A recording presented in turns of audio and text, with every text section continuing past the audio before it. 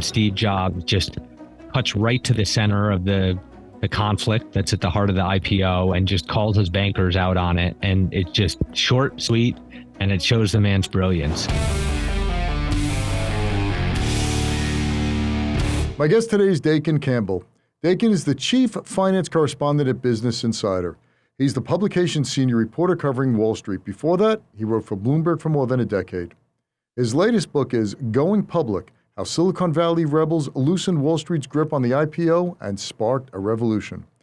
Dakin's book is a behind-the-scenes tour of the high-stakes world of IPOs and how a visionary group of startup executives, venture capitalists, and maverick bankers launched a crusade to upend the traditional IPO as we know it.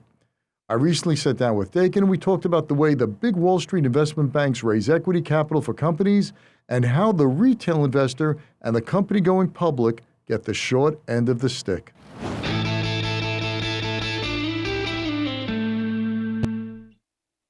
Dakin, thanks so much for coming on the show. I really appreciate it. Since I read your book, I said, wow, this is really great stuff, because there's so much about the IPO market that I thought I knew, but you just show warts and all. So really, really fantastic job. Thank you very much. Folks, the name of the book is Going Public: How Silicon Valley Rebels Loosened Wall Street's Grip on the IPO and Sparked a Revolution. So before we begin, I want to go really elementary here, because the way you analyze IPOs, who the winners are, who the losers are, who the players are, give company example, really, really great stuff that I guarantee you most people on Wall Street don't even follow how this stuff is done. So first off, did it take you a while to get all the mechanics of how things are done and all of the shenanigans that take place? So I'll tell you, I've been writing about Wall Street for 15 years, and I was in the same position. I knew about IPOs. I read about them in the news, but I didn't really know the mechanics of how they worked and what happened in these back rooms. And so the process of writing this book was about 2 years, beginning to end. And so it was during that time that I really learned, how the mechanics worked and really educated myself on how IPOs really took place. Right, and who the winners are. I think that is really, really key, because I think that's the whole premise of your book. I think the IPO system was designed back in the 1920s, and they're trying to use that today, and you still have investment banks telling you it's the best thing since sliced bread, right? That's right. Yeah, I mean, the modern IPO was really designed in the 1980s by a Goldman Sachs banker named Eric Dobkin. So that still means it's 40 years old. And obviously there were IPOs before the 1980s. They were just marketed and sold a little bit differently. So in the course of the book, I do go back in history, in the history of the IPO market and look at how things have changed over time. And it's really the modern IPO as we know it, as we read about it, came about in the mid to late 1980s. Right. And, when I saw your book, I forgot who introduced me to it. I think it was Mary Childs, who was a guest on the show a while back. Mary's a good friend. Wrote a great book on Bill Gross. And when I saw the title, I said, I got to have you on the show, because so many of my subscribers, so many people that I know, think buying an IPO is like a ticket to wealth. And it's such a rigged game for the retail investor and also some institutional investors that it makes no sense. So before I jump ahead of myself, and I'm just excited because you have so much great stuff in here I want to talk about. What is an IPO? I just came from Mars. Explain it to me.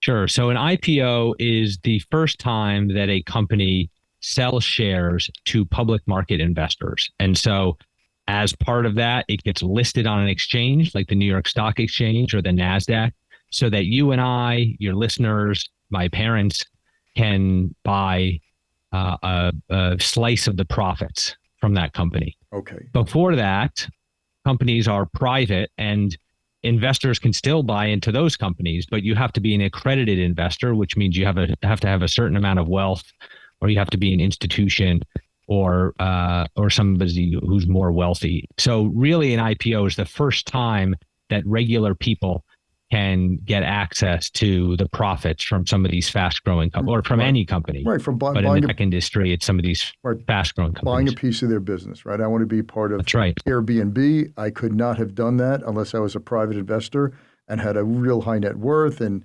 happen to get into a good valuation, all those things which make it extremely prohibitive, and know the right people to speak to. Here, I can get a piece of Airbnb. I've rented out my house, theoretically, as Airbnb. I love the company. I want to be a partner with them. I can't buy their stock. They go public. I can now buy their stock. Outstanding. Why do companies go public? I mean, it's so much. You could stay private. You don't have all the scrutiny, regulation. Board of directors telling you what to do, could fire you. Why do companies go public?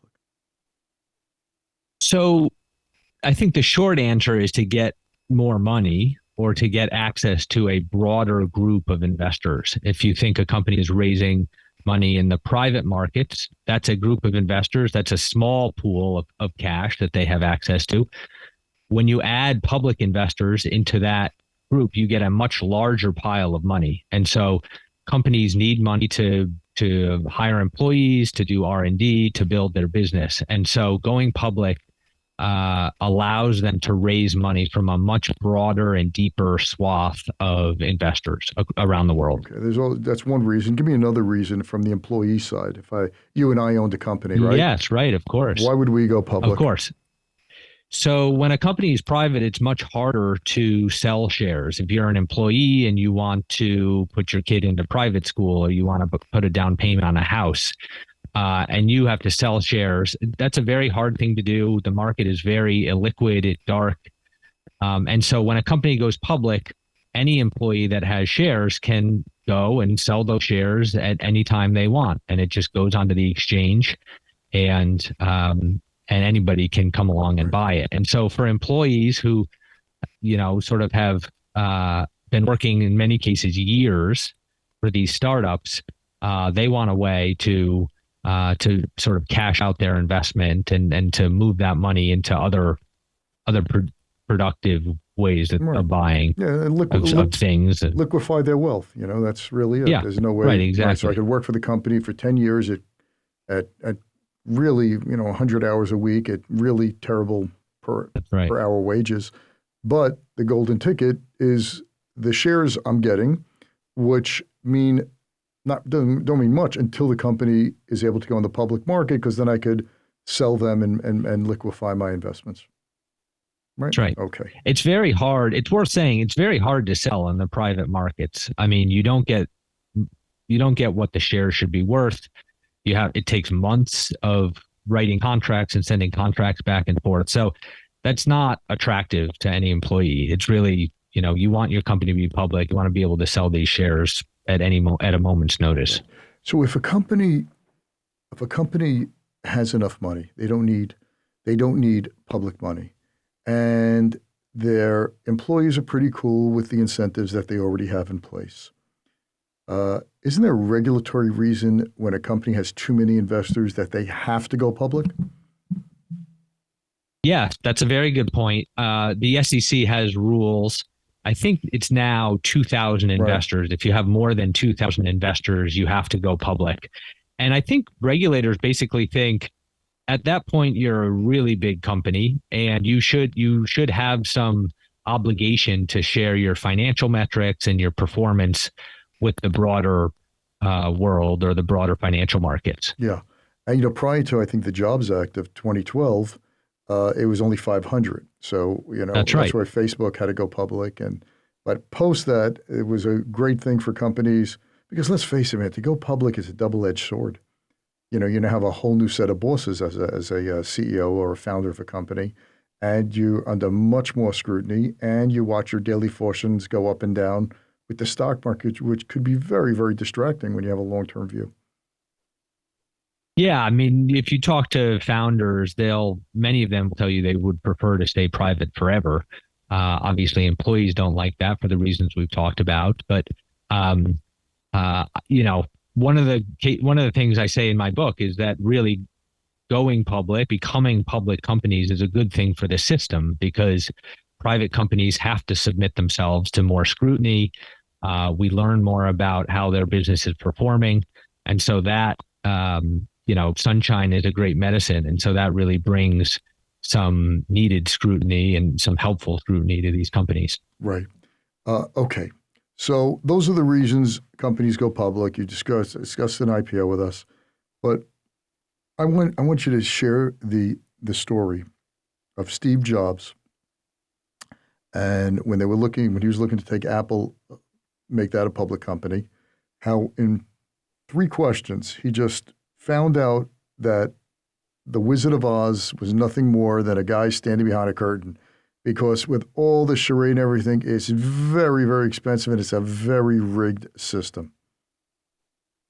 Yeah, I mean, when I was reporting the book and I came across this story, I mean, it was just it was gold, because in a very short amount of time, as you mentioned, Steve Jobs just cuts right to the center of the conflict that's at the heart of the IPO and just calls his bankers out on it. And it's just short, sweet, and it shows the man's brilliance. And it was in 1980 when Apple went public, and he's sitting in a conference room in San Francisco's financial district, sitting down with his bankers, trying to come up with the price of the shares that Apple should sell at in its IPO.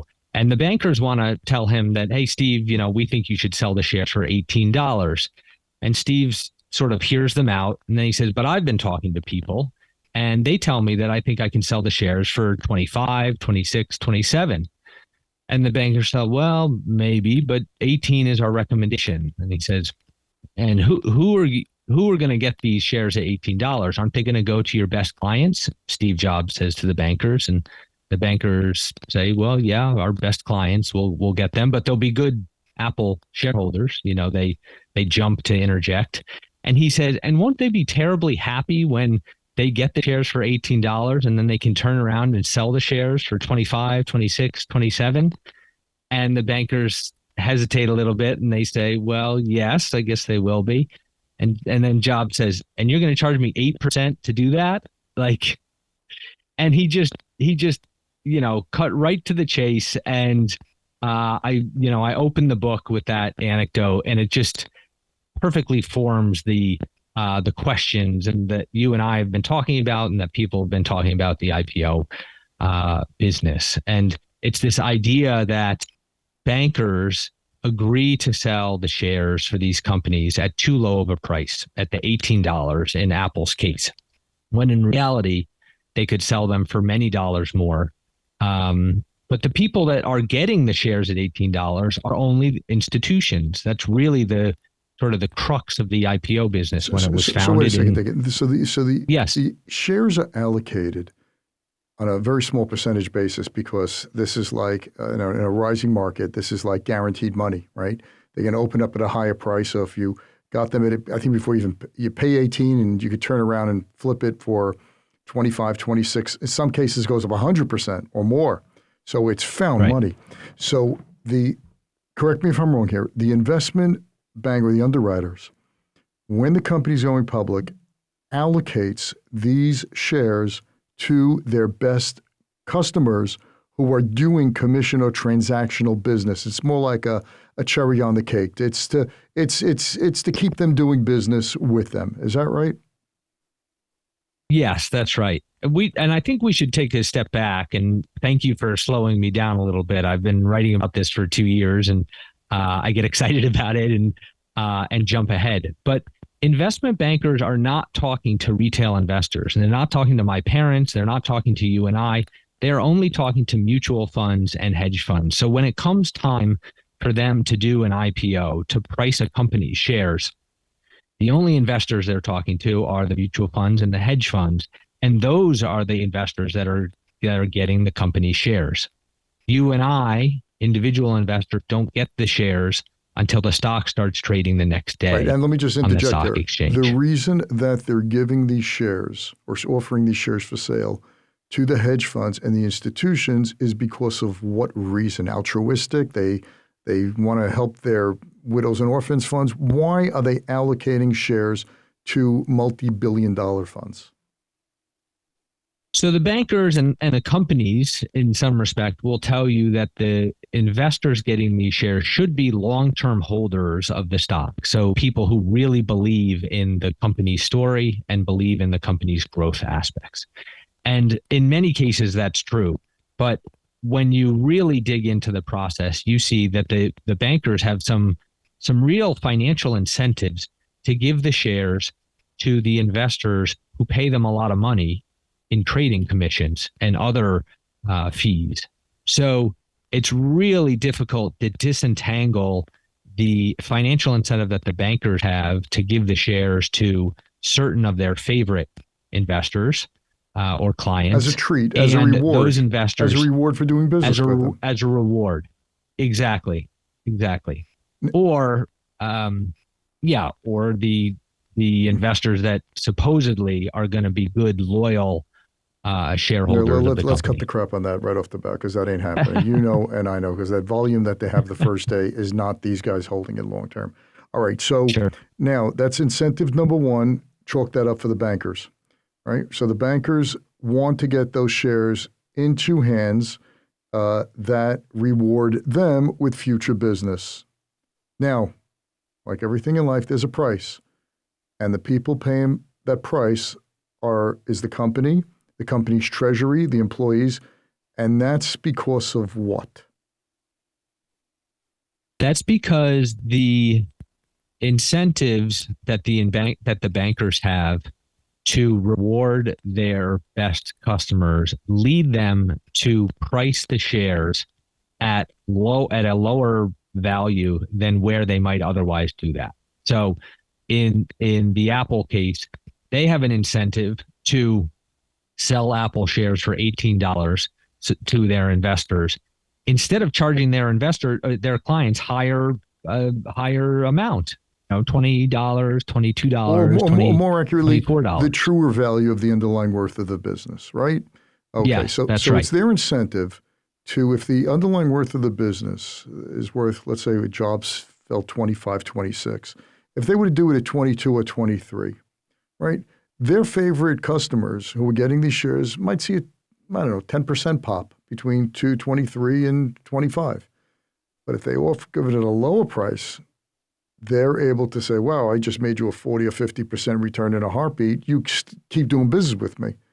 And the one who pays for this is the company, because once they sell those shares, and this is what I learned from your book, once they sell those shares at the predetermined price, that IPO price, any fluctuation up or down is nothing to them. That's right. So there's a company in my book, Unity Software. And this example makes it very clear. They were selling 25 million shares. And so when they were thinking about what price to set those shares at, the CFO was very specifically thinking, if we can sell these shares for $1 more, that means $25 million more to our company that we can then use for software development. If we can sell them for $2 more, that's $50 million. And so the fact that Unity sort of had this round number of shares they were selling makes it a great example to look at for how much money companies are potentially missing out on in sort of the on Twitter and in the marketplace of ideas. That's called leaving money on the table. And that's really what critics of the IPO market argue against, right? That underpricing the shares, which the bankers are doing, leaves money on the table that could otherwise go to the companies. Right, and even more for software development and employees. Right, and even more so, if these shares doubled in price that day, the company could leave hundreds of millions of dollars on the table that were eaten up by institutions who made the gains, and nothing goes to the company. Right. And or less goes to the company, certainly. Yes. It's an economic rent in the pure theory. But also there's another thing which I learned from you, is that the company could have raised the same amount of money by selling fewer shares if it was priced at a higher amount. So here, a company, as an owner of a company, you never want to dilute your shares. You never want to have, you want to sell as few as possible to make the most. The bankers, on the other hand, the underwriters is doing the exact opposite. They want to sell as many as they can at a lower price as possible to create that buzz and to get that first day pop, which does nothing for me, which does nothing for me as an owner, other than 6 months from now when I can. And by the way, that's another rigged system, is I can't sell for 6 months or so. Is that right? Lockup periods? That's the traditional model. That's right. We can't. So you and I own, Campbell and Mizrahi widgets. We go public. We can't sell our shares, yet those guys could flip them back and forth 50 times before the closing bell. And we have to sit there and just suck it up. That's right. Now, one of the arguments I make in the book is that the direct listings, which I'm sure we'll get to, and it certainly, we talk about it in the book, gave companies a lot more leverage in their conversations with bankers. And so that 6 months hang on, has now been whittled away. Don't even go there. Don't even go there because there's another step which I want, which I really want you to speak to, because it absolutely is fascinating. So now, to do this, to take my company public, to take our shares and put them on the open market, to liquefy our position, to raise us money, you as an investment banker are going to charge me a fee to do that. So you're going to charge me a fee to lower the price in a sense, because you're really not, your incentive is not to get me the highest possible price on the IPO. Your incentive is to take care of where your bread is buttered, which is with your clients. That's like, I remember my father was a warehouse manager. His boss, he used to give him a turkey. This is the turkey for Thanksgiving. So here it is. And what's happening there is that when they do that, when they price it lower and have that pop there, they're charging for this. The underwriters are charging a fee on the total amount raised. So I'm not getting, let's use $20 a share. I'm not getting $20 a share. What am I getting? That's right. Yeah, you're getting $20 less some fee, and that fee is typically 5 to 7% for the bankers, and so it hasn't changed in years. I mean, I guess if you're a Facebook or an Airbnb, you can negotiate that fee a little bit. Okay, but bottom line, you're being paid a fee. If you're many other, it's costing you a fee for the luxury, the benefit of Wall Street mavens to sell my shares to their most favored clients, who odds are will flip them as quick as possible, which were priced low enough to have that first day pop. And then CNBC says, what a successful IPO. The thing went up 80% today. And I never understood that until I read your book. The only ones who should be happy about that 80%, they're shilling for the underwriters. Because from the company's perspective, they should not be happy that the stock went up 80%. You don't want that first day pop. That's right. Yeah, I think you really want a very small pop, 10 to 30%. Okay. Because employees do see the stock price rising in the days and weeks after the IPO. And that does lead to some soft psychological morale boost. 100%. Everyone starts to buy cars and Rolex watches. I got that. I totally got that. But let's invert. We don't want to see the price go down, 50%. That's not what we want. So I think the first example you come up with of the sea starting to change here was with Google, right? Walk us through how Google did something a little different than going through this process. That's right. So Google went public in 2004. And even in 2004, its business model was largely what it is today, which is selling ads on the internet. And so they were auctioning off thousands, hundreds of thousands of ads every day. And the Google founders, Larry Page and Sergey Brin, thought, if we can auction ads, why can't we auction shares? Why do we need to go to an investment bank to sort of tell us how to do an IPO and to find investors? They said, let's just auction our shares off to the highest bidders. And so they went out to try to do that. And, first of all, they sort of ran into regulatory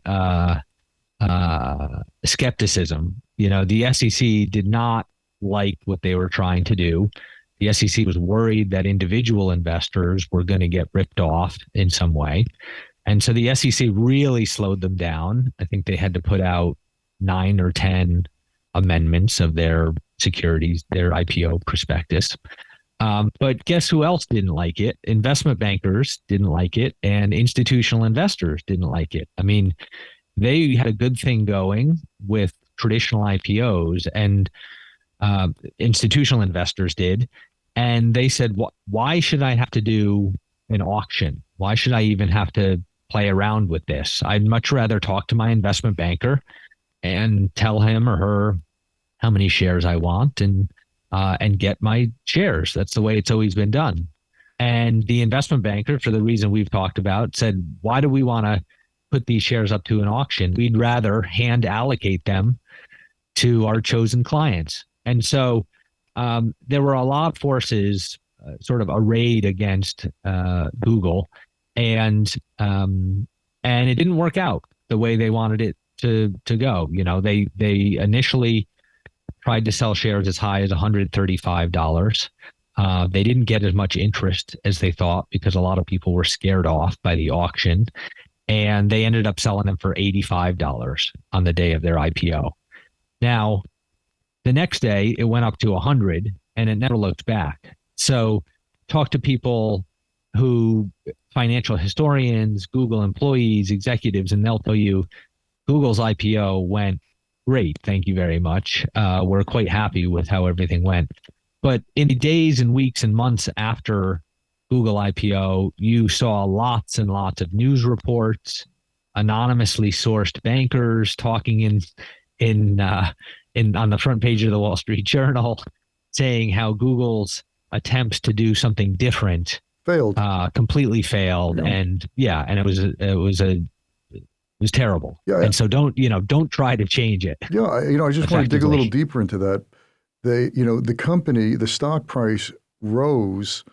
I remember reading I think the S.1 at the time, and I said, what a profitable business. I didn't say I was the only one who said that, but it was, selling clicks and, keywords was such an amazing business. And they did accomplish more or less what they wanted because you didn't have that one-day pop. It was only a 15% or so pop between 85 and 100. That's right.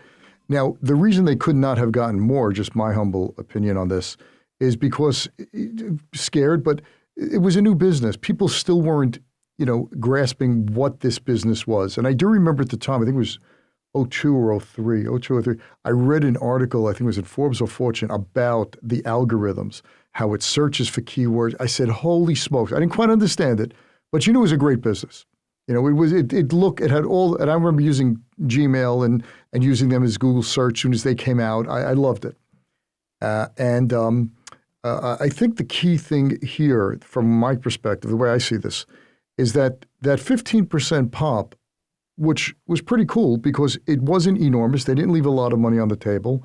And it was also, once the business was more palpable, where it was more understandable, that's what I think set the stock rising, not the flippers. That's right. Right? It was the valuation of the business, because at $100 it was still. I remember Bill Miller at the time, who bought in on the IPO.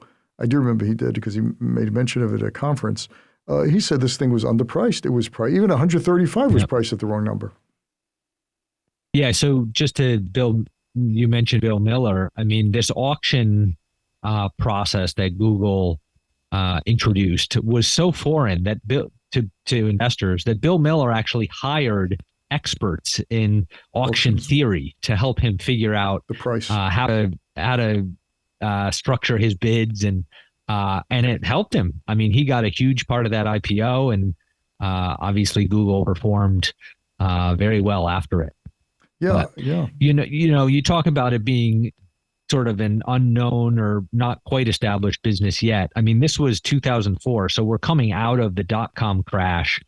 Google was sort of the first big IPO to come down the pike after all of that carnage. So there were still a lot of people who were burned and who are still wary of high growth tech companies and whether they could live up to their promise. So that certainly didn't help And if you recall, their IPO or the interest. you recall the call was for Google on their search page. They have no advertising.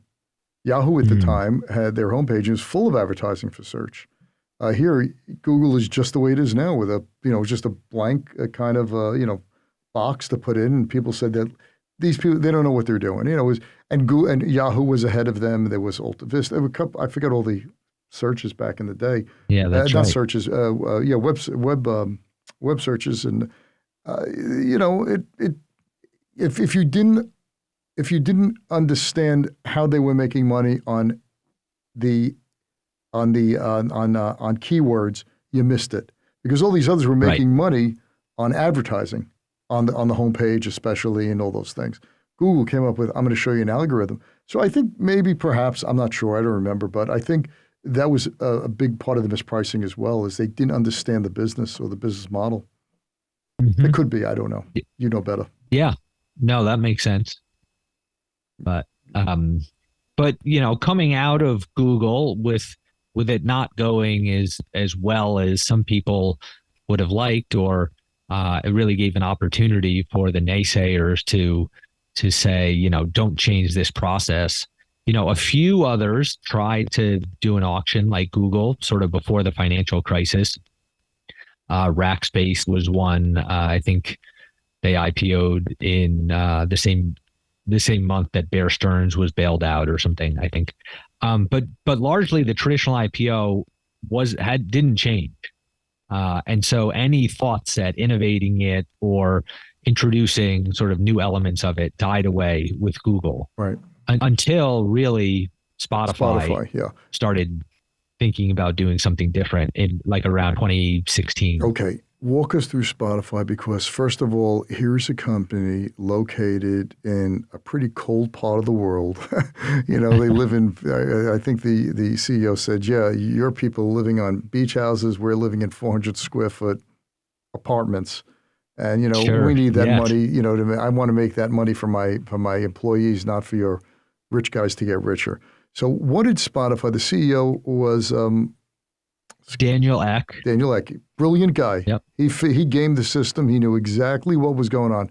Just give us the highlights of that, and how I think you position them as the first company to really start the fire here, right? That's right. So Spotify CEO was Daniel Ek, and his CFO was this guy, Barry McCarthy, who'd been a longtime CFO at Netflix when Netflix was still trying to sort of establish its business model and figure out what it was going to do. And Spotify had no need to raise money. So they had about $1 billion or more in the bank, but they wanted to go public for this reason that we talked about earlier. They wanted to give employees and early investors liquidity, basically an easy way to sell shares if they wanted to. Let me interrupt you, because Barry McCarthy. Let me interrupt you, because you do a fantastic job describing this, because it really crystallized it. You take a lot of theory and you put flesh to the bone. You have these guys living in Sweden, or in Stockholm, where Spotify is. And these people are working 100 hours a week. It's dark most of the time. It's freezing cold in the winter times. They're living in 400, the Swedes are not glamorous in terms of, spending on a whole bunch of luxury. They're working out of 400 square foot apartments. And these guys have not been able to cash in on the growth of Spotify. So now I want you to, now that I set that for you, now tell me how the CEO said this system that currently is working for IPO is not a fair one for us. Right. So they were really trying to give employees liquidity, let them buy a house, again, spend money in other ways.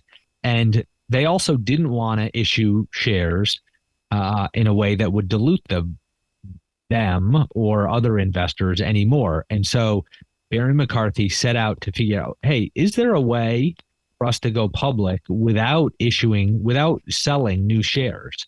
That's what an IPO is new, a company selling new shares. But he said, but we want to be public and we're happy to make our financials clear and, be very transparent about all of that. And so he spent 6 or 9 months really talking to lawyers, talking to other people whose opinion he respected, and coming up, hey, it can just sort of go public without issuing shares. And most people said, you're crazy. Like, the traditional IPO model is the way to do it.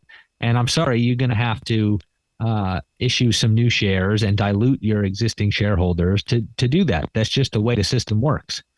And because of who the CFO was really, which means he knew the financial markets. And he had a lot of credibility because when he was at Netflix, the company soared. So he had a lot of street creds.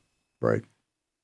Right, exactly. And he had in a partner as the CEO, Daniel Ek, loved change, loved to do things differently, was totally open to, going on the road less traveled. So together, the two of them figured out a way to essentially directly list their shares on the exchange. And so this was taking the existing shares that had been sold to or issued to employees and investors and just putting them on the New York Stock Exchange so that they could trade freely. And so in 2018, that's exactly what Spotify did. So they went to... But to do that, yeah, go ahead. No, go, please. I was going to say, but to do that, they had to talk to the Securities and Exchange Commission. They had to talk to officials at the New York Stock Exchange, and both expressed real reservations in the beginning. But because of the credibility of Barry McCarthy and his insistence that this is the way they were going to do it, he pushed it through. And they did it.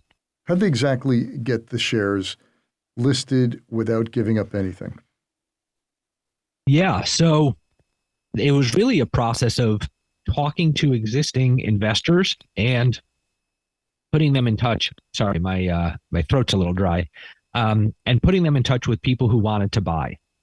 And to do that, they actually did hire investment bankers to act more as advisors, not really as the underwriters in the way that they would in a traditional IPO. And so the investment banks talked to the investors who wanted to sell their existing shares and the employees, and they went out there and they found other investors who wanted to buy the shares. And so they decided that the way they were going to do this was they were going to pull all of this activity into one single trade on the morning that the shares were going to start trading.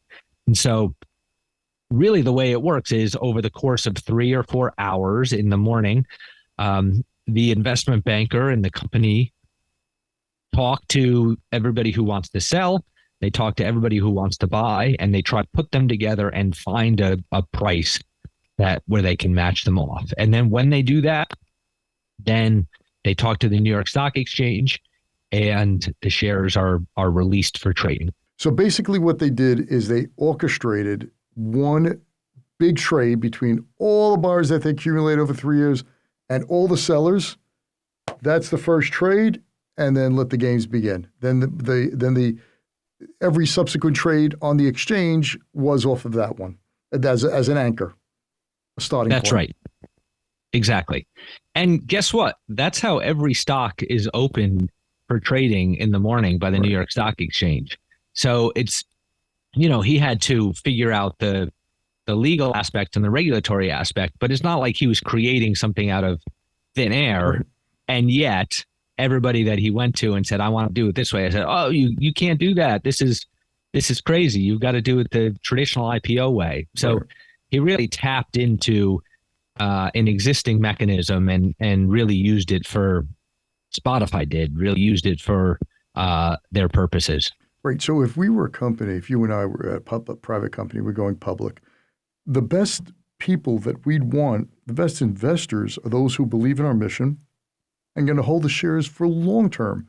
So avoid the crazy volatility and fluctuation, which is nothing more than a distraction to us and our workers building the business. So one company you mentioned here in the book, Unity, they spent an awful lot of time creating these master spreadsheets of every investor they met And what they did is they went ahead and really circumvented the whole process of the underwriter allocating to their favorite people. You want to just share that? Yeah, that's right. So the investment bankers will come to a company and they'll say, one of the things that we're going to give you in this IPO is we're going to give you access to institutional investors, and we're going to tell you which ones are the best. And so many the companies best to hold, the best that would be long-term shareholders. Yes, exactly. And so many companies take them at their word, and lo and behold, some of those investors sell the next day, and they're not great partners for the company for reasons that we've discussed. And what Unity decided is, let's go meet these investors ourselves. Let's sort of cut out the bankers and let's do all the hard work ourselves of researching the best investors out there, talking to them about our story, hearing how interested they are in us. And as they did that, they created a huge spreadsheet with each row for the investor and lots of columns of different attributes. And so, they held a cocktail party, for example, where there were no bankers there, but they just invited like a bunch of investors that they really liked and that they wanted to get to know. And so when it came time for Unity to allocate their shares in the IPO, they had this huge spreadsheet, and they could very easily see basically the investors that they determined were going to be the best long-term shareholders. And so in cases where maybe the bankers came to them and said, hey, we have this investor, we think they're going to be a great shareholder, Unity could go to their spreadsheet and say, well, we talked to them at our cocktail party and they didn't seem that interested or something. Or, we had a meeting with them and they asked, not very smart questions. But Unity sort of took some of the power back from the investment bankers and played a much more active role in allocating to the shareholders that they thought would be their best partners over the long term. Their incentive was to get long-term shareholders, where the investment bankers, their incentive is to sell to give these as a gift to their best clients. And I remember in the book you described some of the underwriters, bankers, and hedge funds, but they were pretty pissed that they weren't getting allocation. Yeah, for sure. I mean, some of them come to expect this or think that, that they're entitled to some allocation, right? And that's just not true. So let's fast forward. We're running close out of time. I highly recommend folks, if you want to learn more about IPOs and why the public is the sucker. If you're at a poker table and after a little while you don't know who the patsy is, you're it. When you hear, well, the IPO jumped and was successful, and people, they are buying at the worst possible price. They're getting in.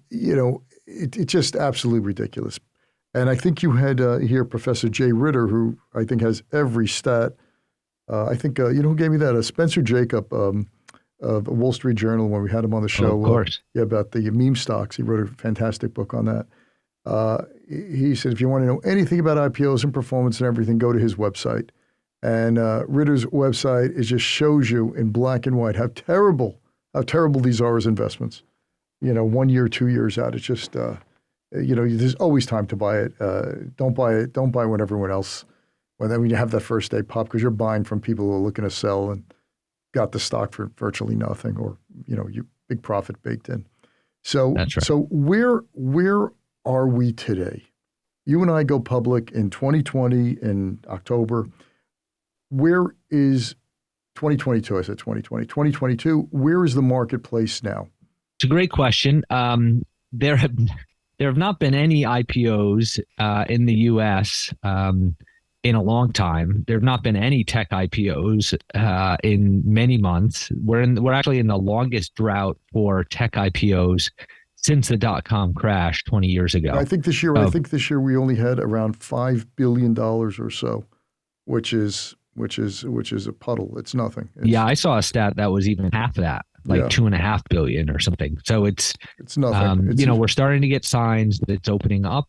Intel is looking to sell Mobileye, one of their business units, And so people are talking about maybe we'll see a couple tech company IPOs by the end of this year. And so that would be nice. That would be nice to sort of see that come back. One of the big questions that I was grappling with and that people mentioned to me in the writing of this book is the Spotify direct listings. Other companies did that. We talked about the lockup a little bit being changed in the last couple of years.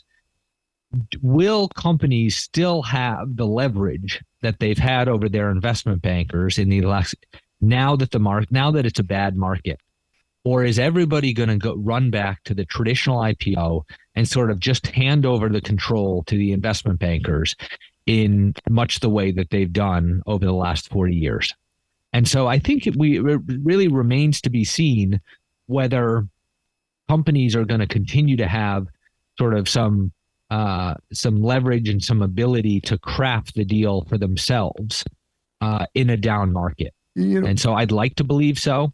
And many of the people I spoke to like to believe so, but it sort of remains to be seen. Yeah, I think I was thinking about that this morning before we got on the air.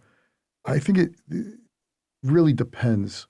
It depends on the company, because certain companies are just going to want to liquefy and get money as quick as possible. And when any type of up movement in a down market is a happy day, right? So as long as it didn't go down, I'm happy. But that's not the same thing it's going to be in a bull market. But, I remember you wrote here that if an IPO wasn't subscribed 10 or 20 times, it was considered a failure, oversubscribed. So I think it's just my 2 cents worth, and, you're the expert, I'm not. But just knowing how people react and people's behaviors, I think it's going to depend on the market environment we're in and how badly a company needs money. Because what you brought up in this book, Unity, for example, had to create a whole new computer interface because they didn't like Goldman Sachs interface to do this trade. The regulatory hurdles, which caused millions and millions of legal dollars. The time, the amendments that you have to keep filing, and the new files. You know what? Let me just pay. I got to keep the lights on, or I'm going to lose people to other companies if I don't get their stocks. If they don't get their options liquefied into cash, so they can pay their rent or buy a car or what have you. So I think it's going to just my 2 cents on this. I think it's going to depend on the size of the company, how desperate they are for cash. And how much work, because, you read this is a lot. If Spotify didn't have, what's his name, McCarthy? Barry McCarthy. If they didn't have McCarthy, this could never have been never done. It's in my opinion of that. You look, everyone you bring in here, even Airbnb, Snowflake, for example, they had the right people in the right places who knew the game, who had credibility. If you're, Joe's Hamburger Stand and you have this new widget, I don't know, it's going to be kind of tough to go against a Goldman Sachs or Morgan Stanley if they do decide to even take you. 7% will be a good number that you'd be happy to pay. And, we're seeing a lot of startups turn to debt, actually, for, startups typically don't like debt, but because the IPO markets are closed, a lot of them are issuing convertible bonds or otherwise borrowing to raise more money and try to extend their runway a little bit more. But they won't be able to do that indefinitely. And so to your point, the need for money may lead some of these companies into the IPO market, even if it's a down market or even if it's very volatile. Like I forgot who said it, but, cash is like oxygen. You don't think about it till you need it. And then when you do need it, you're willing to pay whatever it is to get it, or else you have to close the lights. Yeah, that's right. So it depends. But I think, I hope, 5-10 years from now, we could look back on this and see your book is really a pivoting point as to where Wall Street, this revolution, as you say, sparked a revolution, which I think is going to be an evolution. I don't think the underwriters and the investment banks are going to stand still and say, we're here. Well, maybe tier it. Because if you remember back in the days of mutual funds, used to have 8.5% loads, commissions. And then with no load funds, no, you don't want a no load fund. You have no salesman. Why would you want that? They don't direct you. Here, pay me 8.5% or so.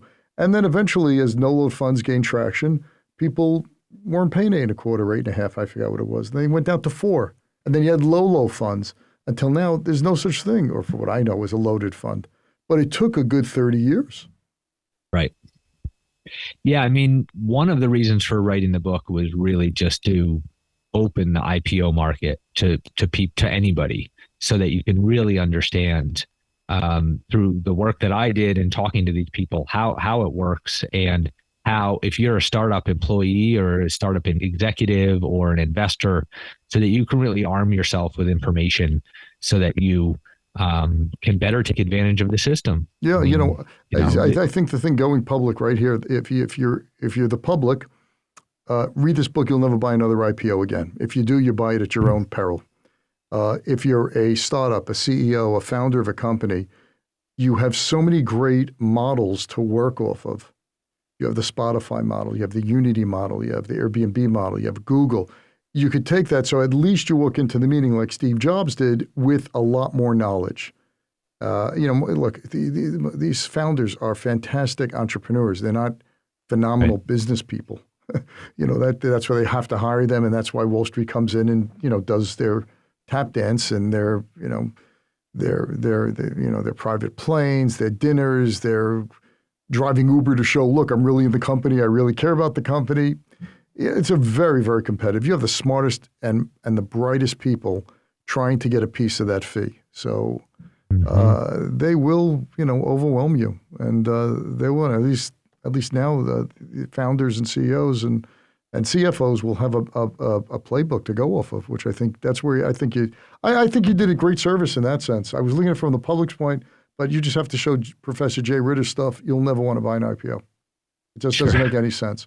But from a business person's perspective, a founder's perspective, this book tells you, my gosh, we've been taking, just read, the price of the book is worth just reading the job story. Right. Yeah. I mean, 10 years ago, I don't think any startup founders even thought that they had a choice in doing an IPO. The bankers arrived and they said, and we've been doing this for years and years, and we're the experts. And so many of them said, okay, fine. Like you're telling me, you're the expert. You're telling me how it's done. But the argument that you're making and that I would like to make is, read the book. You realize you've got a lot more leverage. It's your company. You've got a lot more leverage in that conversation. And if you educate yourself about how it works, you'll have a much better outcome, I think. Yeah, no, just last point, then I could talk to you full day about this because there's so many thoughts in my head. But the founder is so diligent in not diluting his or her company or giving away shares. Every round is carefully planned. And then here, you're pissing money in the wind and just giving out large chunks of your company at really at prices I think you bring up in the book. Do you imagine if they had a CEO say, he just lost us $500 million? And that's what happens if your IPO pops 100% or so and $300, $400, $500 million is left on the table. That's what you just did. You didn't add value. You detracted. Yeah, that's the argument that the venture capitalist Bill Gurley has made. I mean, if a CEO lost the company $500 million, he or she'd be out the next day. But it happens in IPOs all the time, and nobody really blinks an eye. Yeah, Dakin, we got to have you back on the show a year or two now when the market settles down and the bull market starts up again, and maybe we can discuss maybe a year and a half or 2 years from now what happened to the IPO market, and maybe you're right. Maybe it is a hybrid. Maybe it's just a evolution. Now that you got the ball rolling and you did it in a really, folks. If you never read an investment book, it's not an investment book. It reads like a novel. You get the players, you get everything. It's really exciting. Dakin, thanks so much for coming on the show. Folks, the name of the book is Going Public, How Silicon Valley Rebels Loosen Wall Street's Grip on the IPO and Sparked a Revolution. Dakin, this is your first book, right? It is. That's right. When's your next one coming out? I'm working on it. Everybody's asking. I've got a couple ideas. So we'll see. Yeah, people don't realize. I'll bring it on the show. Beautiful. For sure. People don't realize this was 2 years of your guts. every Right. day working and just the footnotes and the stuff. I think you got to be a masochist to write a book. But all right, you did a great job. Dakin, thanks so much, man. Continued success in all that you do, and thanks again. Yeah, thanks a lot, Charles. This was a real pleasure. Thanks for listening to this episode of The Charles Mizrahi Show. If you're a new listener, welcome. If you've been listening for a while, we're glad to have you back. Either way, we'd love to know what you think of the show. Please leave a review if you listen on Apple Podcasts. Reviews make it easier for others to find the show. You can also see the video of the interview on the Charles Mizrahi Show channel on YouTube.